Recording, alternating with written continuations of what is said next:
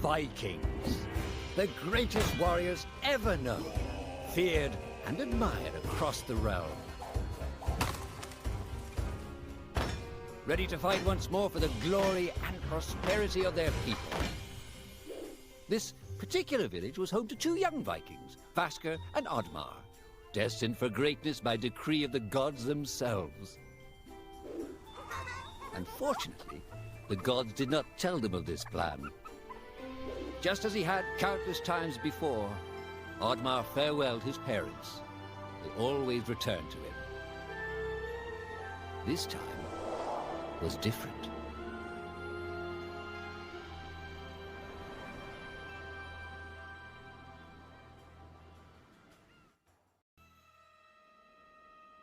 Oddmar felt hurt and lost.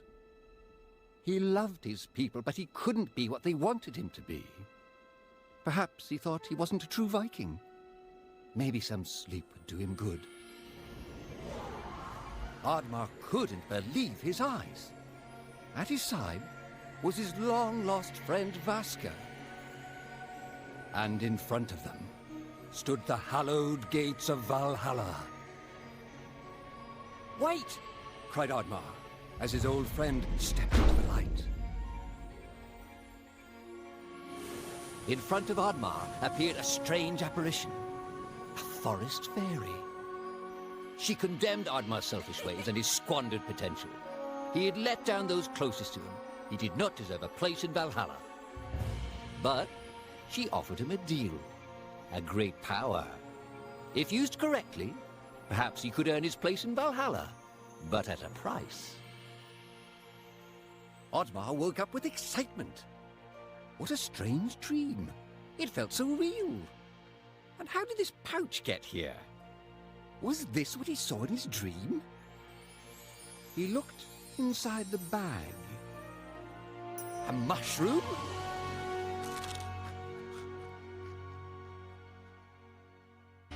The villagers were bewildered by the sight of Oddmar's newfound powers. Would these powers help Oddmar redeem himself as a Viking? Perhaps Oddmar could become a great warrior just as his friend Vasker was. But is destroying the forest the right thing to do? There was loud commotion in the crowd. "Oddmar!" roared the chief. "You dare to bring this cursed magic to our village? This is a new low. Death on the battlefield is too noble a fate for you. Perhaps the Kraken should teach you a lesson at the bottom of the sea. You can't hide from the gods, Oddmar!" The chief bellowed as Oddmar leapt away. The skies turned dark. Thunder struck. Suddenly, the villagers vanished. Oddmar was shocked. Who took his people? Was it the gods? Why was he left behind? He had to find out. Oddmar wasn't used to days like this. What was he even fighting for? If he somehow retrieved his villagers, would the chief still cast him out? Maybe, if he could capture the one responsible. Perhaps they'd forgive him for his life of cowardice. "Goblin!" shouted Oddmar. "Why are you watching me? I have questions for you." The creature bolted away, and Oddmar's attention turned to a wild boar. "Please, noble beast," pleaded Oddmar. "Help me catch that monster." Oddmar had found a great friend in the boar. Even though they'd lost track of the goblin, the boar had given him more help than anyone in recent years. Just as Oddmar bid his new friend farewell, suddenly the fairy from his dream appeared. "I didn't grant these powers so you could spend your days chasing monsters," said the fairy pointedly. Oddmar was surprised and said, "I thought you only existed in my dream." "I gave you these powers for a reason," said the fairy. "We need your help, Oddmar." "Oh, help with what?" Oddmar asked reluctantly. "My people are gone. I need to find them." "You have to save the forest," said the fairy. "You have to restore balance to the world." "Restore balance?" Oddmar started. But he was interrupted by a loud growl emanating from the forest. "You have to hurry," said the fairy. "We don't have much time, Oddmar." And in a flash, she was gone. A troll! And it was right in Oddmar's path.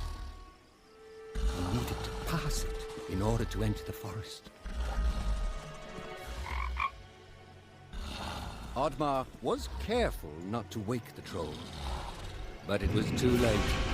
You dare set foot in my forest? Roared the troll. I am the protector of this forest. "Oh, this is a dream. Go back to sleep," Oddmar urged.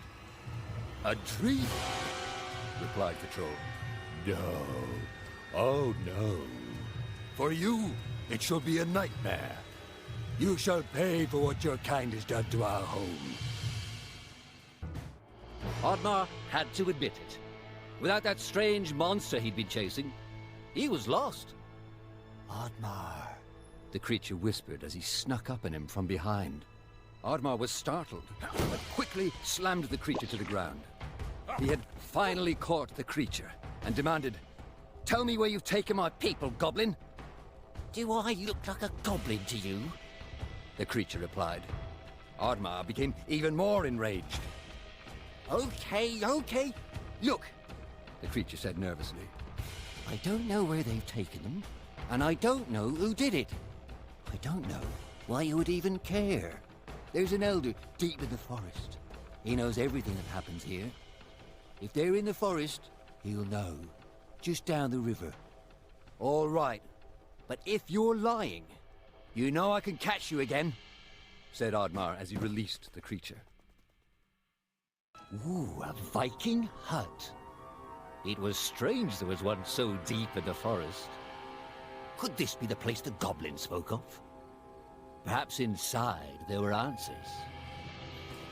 The hut was abandoned. All that remained was a book. Although Oddmar was never one for reading, he opened it. Inside the book it read, "Diary of Vaskar, the Disgraced." Could his old friend still be alive? With Oddmar's parents gone, Vaskar took Oddmar in. Despite this huge responsibility at such a young age, Vaskar had impressed the chief and become a promising young warrior. The chief was so impressed, he decided Vaskar was to lead the Vikings into the forest for the first time. Vaskar went to the forest alone to prepare. But the more he went out there, the less he wanted to hurt anything within it. He begged the chief to reconsider, but the chief was not a very thoughtful man. When Vaskar refused to lead the charge, he was labeled a traitor and was banished. Much time passed, and a fairy visited Vaskar. A great threat to the forest was looming, and her people were in danger. She knew she could trust him with the great power to save the forest. He had no idea he was to fight the god of chaos. Vaskar was almost victorious, but Loki, in desperation, turned Vaskar's own powers against him. He was cursed, but Loki was driven from the forest for now. The curse was quickly consuming Vaskar, but the fairy could not help. Loki's hold on the forest and their magic was still too tight. The fairy asked if there was anyone else who could help. Vaskar was reluctant to put his friend in danger, but he had no choice. Oddmar always asked himself why he never went out there, why he was too scared to try and help his friend as he had helped him. He often thought about that. But where was Vaskar now? Perhaps his aunt laid further down the river. The cranky elder had been woken up by Oddmar and was eager to get back to sleep. "I'm sorry I woke you up," said Oddmar, "but I need your help to find my people." "The gods entrusted the forest to your people," the elder replied. But you destroy it for your own gain. Why should I, the great elder of the forest, help you? Oddmar didn't know how to respond, and felt ashamed. The forest goblin, Oddmar uttered. He told me that you had answers. Please help me. The elder paused. He knew that the creature Oddmar was referring to had made a great sacrifice to protect the forest. He decided to help Oddmar. Underneath the great mountain, there is a powerful golem, explained the elder. It will not help you willingly, but it has the key to the gate between worlds. Oddmar's spirits were lifted, and asked the elder, "Between worlds? Will I find my people there? Do you know where Vasker is?" The elder yawned, closed his eyes, and muttered, I grow tired, Viking. I'm not used to speaking this much. The elder fell into a deep slumber, and Oddmar was on his way.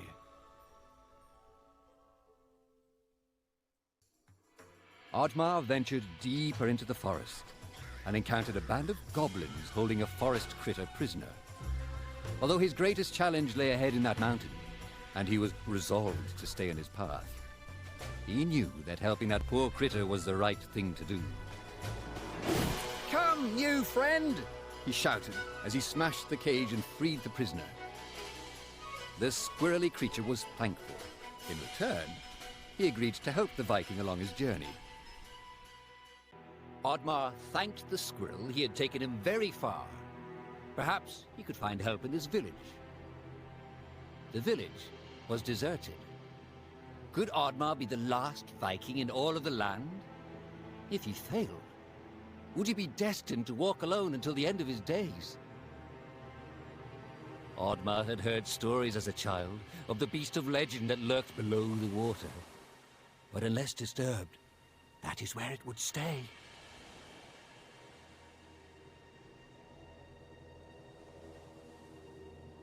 The crack. It was real. Perhaps the chief's wish would come true.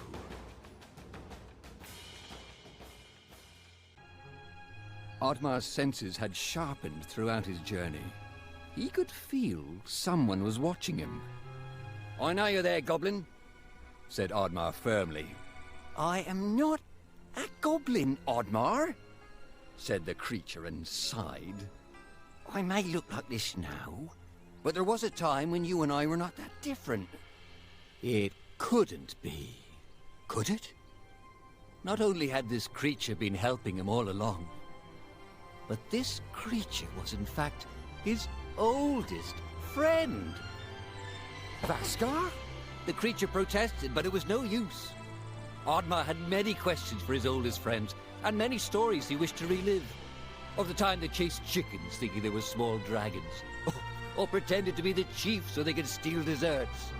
Oh, to have found friendship again, so many years after being alone.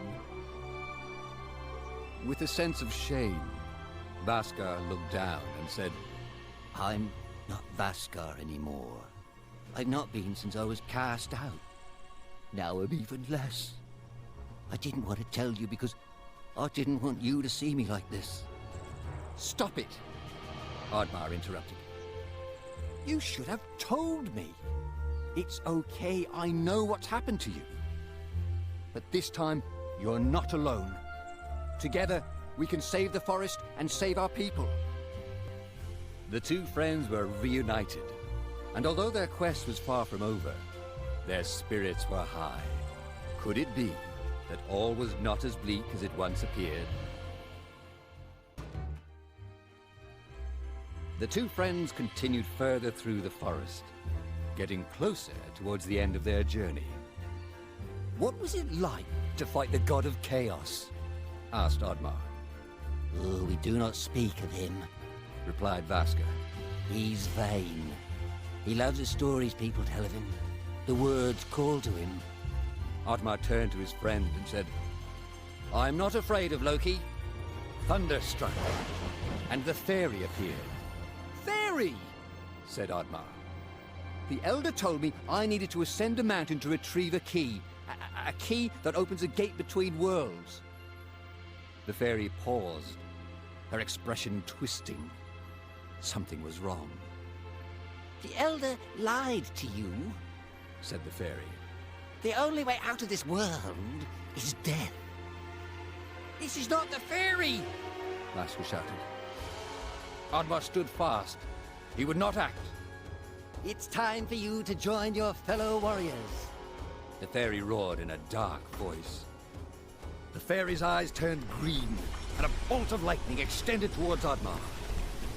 But Vasca leapt in front of his friend, shielding Oddmar from the magic. And once again, Oddmar had lost his oldest friend. Vasca. Always the hero, wasn't he? The fairy said nefariously. I will not give you the honor of joining your friends. I will curse you, just as I cursed Vasca. Oddmar was enraged, but did not know what to do. I too am cursed, Oddmar. The fairy continued. My curse is not to sit alongside my fellow gods. They do not accept me. But I aspire to even greater heights. Your people will help me. They will break through the gates of Valhalla for me, so that I may take my rightful place. I am the greatest god, for I am the god of chaos. I am Loki. And in a flash, Loki was gone. Oddmar scaled the cliff, alone. His allies were gone, and his heart was broken. Yet he continued to push forward.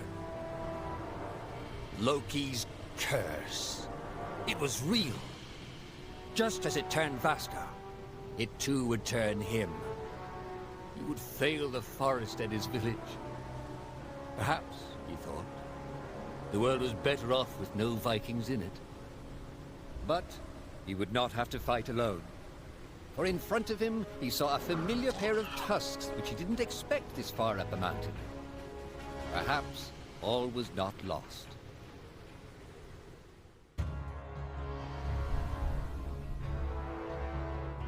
Oddmar had done it. He had reached the cave the Elder had told him of. He would soon have to face the golem. The fairy was waiting for him at the entrance. You've proved yourself, said the fairy. You've passed the test. I'll return Vasca to you, and you can rebuild your village free of that tyrant chief and those who judged you so harshly. Oddmar knew this was not the fairy. This was just another deceitful trick by Loki. He was not fooled. Loki shifted into his true form, and menacingly said, I guess my trick didn't work. You're not as dumb as you look. But then again, maybe the pig is the brains of this operation. With Loki distracted by the sound of his own voice, his guard was down. This was Oddmar's chance. Oddmar and his trusted companion charged towards Loki, but were quickly struck down by a bolt of lightning that reflected off Oddmar's shield.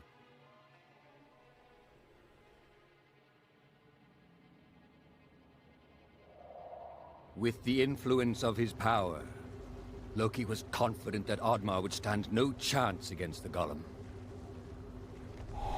He used his magic to wake the ancient golem, and left Oddmar to fight for his life.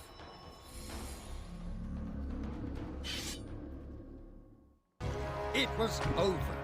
Oddmar had won. Weary but resolved, he had found the shiny red gem that was the key to saving his people. Oddmar held the key up high and waited for something to happen, but quickly realized he didn't know how to use it.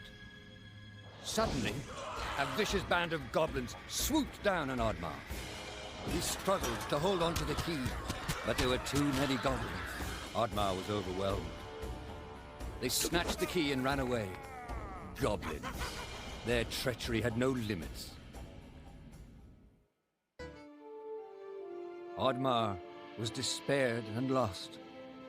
He wondered what Vasca would have done in his place. As he thought about this, the fairy appeared by his side. With a heavy heart, the fairy told him, I'm sorry that I put this burden on you. The fate of the forest and the fate of your people is now in Loki's hands. Oddmar disheartenedly said, Loki's curse is consuming my strength. I grow weaker by the day. Loki still has the key and I don't know where he is. The fairy looked toward Oddmar and said, Loki has taken the key to the edge of the world. There the key can be used to open a portal between worlds. Your people are trapped there. Oddmar knew what he had to do. He had to get to the edge of the world, and he had to face Loki and finish what Vaskar had started. The fairy's magic was fading, and she used the last of her powers to summon a guiding spirit for Oddmar. It was still and quiet in the chamber. No more goblins, no more monsters, just silence. The beautiful man-made carvings giving way to the natural forest and its magic.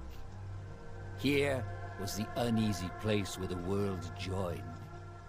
It was as if the gods knew one day there would be a just cause for a mortal to travel beyond this place. Oddmar felt at home here. He had spent his life torn between the worlds in his own head and the world of Vikings. This was a place of compromise. Maybe his people could learn from this. Maybe they would no longer destroy and take. Maybe he could truly save them. Not just from death, but from themselves. Loki emerged in front of the gate and said, Are you here to join your friends, Viking? You know, I could use someone like you in my army. I will never join you, Oddmar cried out as he charged towards Loki. He was ready to fight. Do you even think your people want to be saved by you? Said Loki with a mocking smile. They will march in the army of the god of chaos. They will be known as the ones who broke down the gates of Valhalla. No more lies! Oddmar bellowed. He would not be manipulated. I have never told you a lie, said Loki confidently. I'm simply predicting your future.